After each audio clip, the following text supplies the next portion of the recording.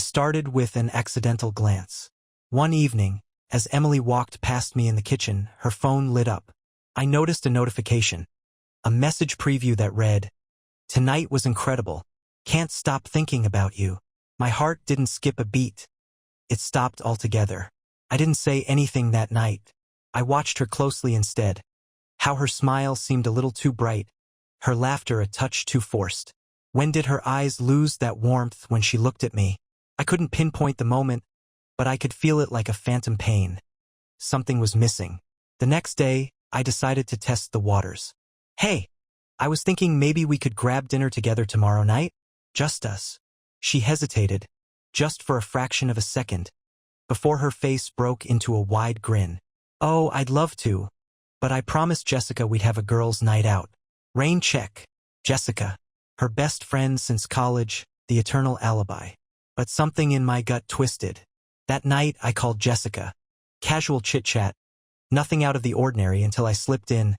"So, you and Emily heading out tomorrow?" Silence. A slight intake of breath. Yeah, we're meeting up. Usual spot." Her voice was a shade too high-pitched, the lie hanging thick between us. I didn't sleep that night. Instead, I waited. The following evening, Emily left, dressed to the nines. Said they were trying a new bar downtown. As soon as she walked out the door, I grabbed my keys and followed at a distance. She didn't head downtown. Her car turned into a quiet neighborhood, stopping outside a modest-looking house. A man opened the door, greeting her with a hug that lingered too long to be platonic. I felt a cold calmness settle over me, a strange detachment as I watched her step inside. I didn't confront her then. I just drove home, my mind racing with possibilities, each one darker than the last. The next morning, I acted as if everything was normal. Coffee brewed, breakfast made. I slid her phone off the counter when she was in the shower. It was unlocked. Her texts with Mike were explicit, full of inside jokes and plans that didn't involve me. Plans they had been making for months. When she came down, I was waiting at the kitchen table, her phone in hand. She froze, eyes darting from the phone to my face, calculating her next move. "Care to explain this?" I said, keeping my voice steady. Her eyes hardened, lips pressing into a thin line. "Why were you snooping through my phone? That's your defense? You've been lying to me for God knows how long, and you're blaming me for finding out." She crossed her arms, defiant. "Maybe if you paid more attention to me, I wouldn't have to look elsewhere." The accusation hit like a slap, but it was the indifference in her eyes that hurt the most. I stared at her, gripping her phone so tightly my knuckles went white. The words she had just spat out still rang in my ears. "Maybe if you paid more attention to me, I wouldn't have to look elsewhere." Not a single shred of guilt. Not a flicker of regret. Just an arrogant, twisted smirk. Like I was the idiot in the room. I let out a slow breath, forcing myself to stay calm. "Say that again." She rolled her eyes. "You heard me." Then she grabbed her coffee mug and took a slow sip, as if this was just another Tuesday morning conversation. The audacity, the sheer, disgusting boldness of it all. "So, it's my fault?" I asked, standing up. My chair scraped against the floor, the tension between us crackling like a live wire. She leaned back against the counter, arms crossed. "I don't know, you tell me. When was the last time we did anything exciting? When was the last time you made me feel wanted? You just go to work, come home, and expect everything to be fine." I let out a dry laugh. "And your solution was to spread your legs for Mike?" Her face twisted in irritation, not shame, irritation. Like I was the one being unreasonable. "Oh, grow up, Daniel. It's just something that happened. People cheat all the time. Don't be so dramatic." That was it. That was the moment something inside me snapped. "You know what? You're right. People cheat all the time. And people also get left all the time." She arched an eyebrow, that smug smirk still plastered on her face. "Please, you're not going anywhere." And that's when I knew. She didn't just betray me, she underestimated me. She thought I would cry, beg, try to fix things. She thought I was weak. She was wrong. I took her phone and, without breaking eye contact, dropped it into her coffee mug. The device sizzled as the screen flickered, drowning in the dark liquid. She shrieked, lunging forward. Are you insane? What the hell is wrong with you? I smiled. Consider that a preview of what's coming. And then I walked away. She had no idea what I was about to do next. That I didn't slam the door. I didn't yell or throw things. I just walked out. And that scared her more than anything. I could feel her eyes on my back. Feel the wheels turning in her head. She was expecting a fight. A screaming match. Maybe even tears. She wasn't expecting silence. She wasn't expecting me to leave. I got into my car, heart pounding in my chest, hands gripping the wheel so tightly they ached. I didn't drive to work. I didn't drive to a friend's house. Instead, I drove to the bank. Step 1. Empty the accounts. Emily had grown comfortable over the years, too comfortable. She never paid attention to finances, never bothered to check where the money went as long as her card worked when she went shopping. I knew this because I handled everything. I knew the passwords, the balances, the hidden savings she had no clue about. I walked into the bank and withdrew every last cent from our joint account. $45,000. All in cash. I left just enough for her next subscription payment, just so she wouldn't suspect anything until it was too late. Step 2. The disappearing act. Emily thought I would stay, that I would sit in that house stewing in my anger, waiting for her to manipulate me back into her web. But I had no intention of giving her that power. I was going to disappear without a trace. I went home while she was still at work, grabbed the essentials, passport, documents, clothes. I even took the dog. She didn't deserve him. And then, for the final touch, I left my wedding ring on the kitchen counter with a note. You wanted excitement. Here you go. Have fun explaining this to Mike. No explanation. No goodbye. No closure. Just silence. That night, I turned off my phone, booked a last-minute flight, and left. No trace, no warning, no chance for her to twist the story. Emily wanted to act like I didn't matter? Fine. Now she would know what it really felt like to be abandoned. That I was gone. Completely. No calls. No texts. No way for her to find me. I wiped everything clean, social media, email, even my work contacts. To the world, I had simply vanished. First, there was silence. A calm, eerie void. Emily had no idea yet. Then, 2 days later, the storm hit. My old phone, which I had tossed into a river for dramatic effect, was probably pinging like crazy. But my new burner phone? That one rang only once, with a single email alert from a shared emergency account I had set up ages ago. It was a message from Jessica. Dude, Emily is losing her mind. She called me screaming like a psycho. Says you stole everything and ruined her life. What the hell happened? I smirked. Perfect.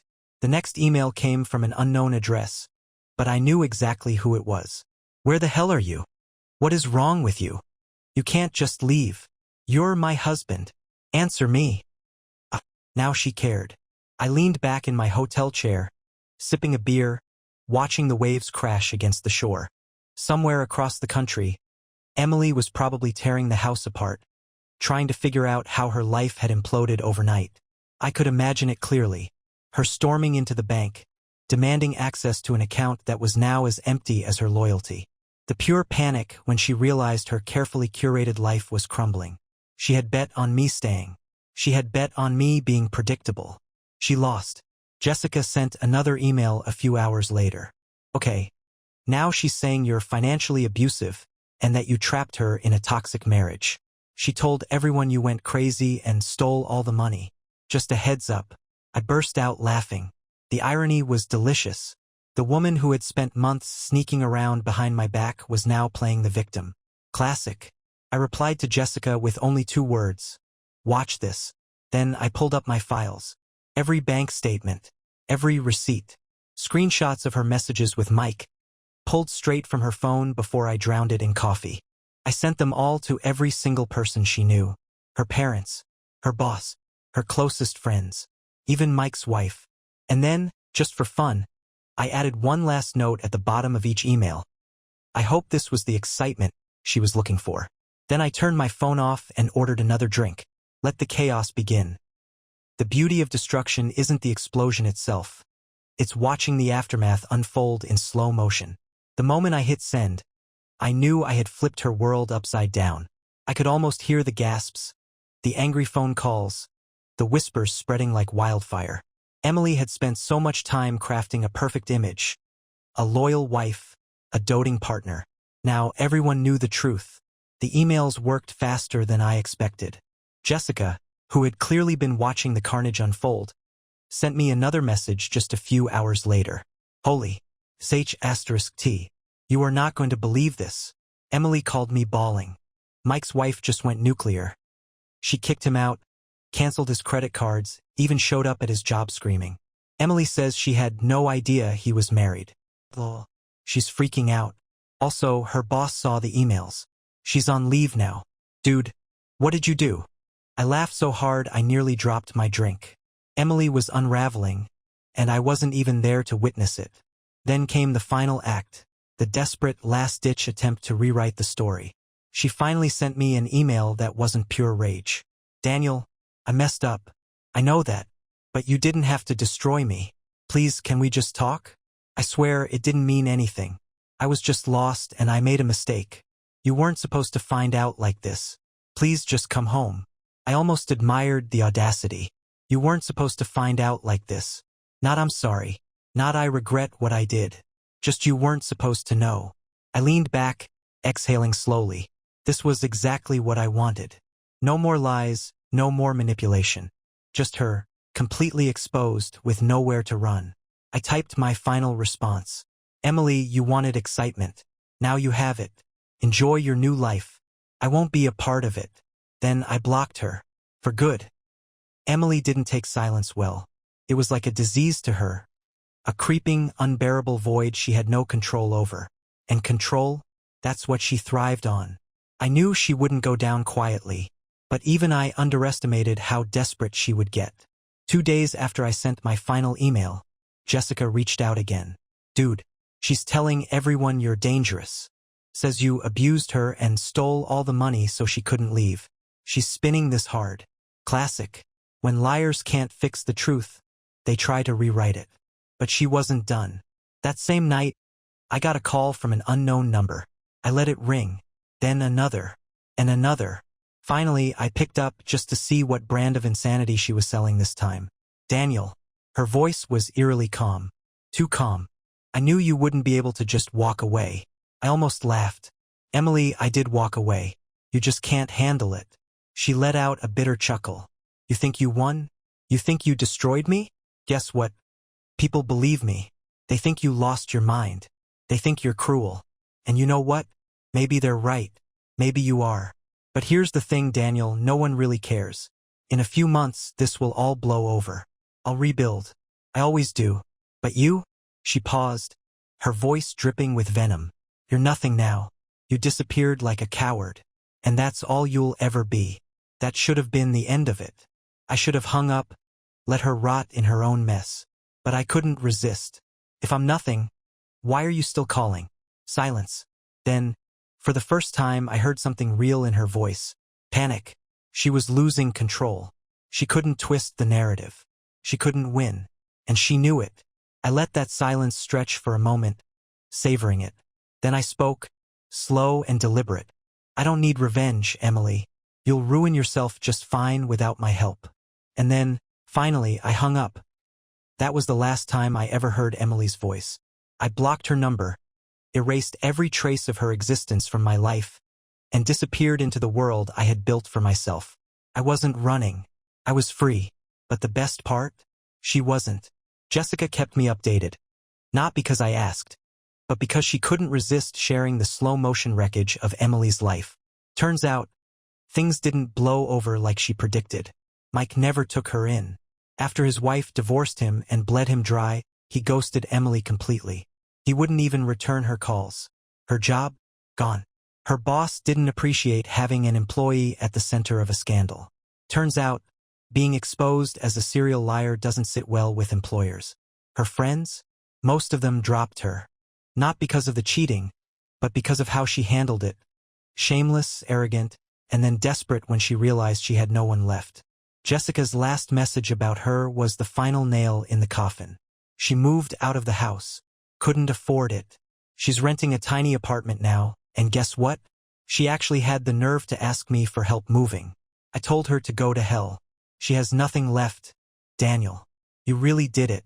You took her down without even lifting a finger. I didn't respond. There was nothing left to say.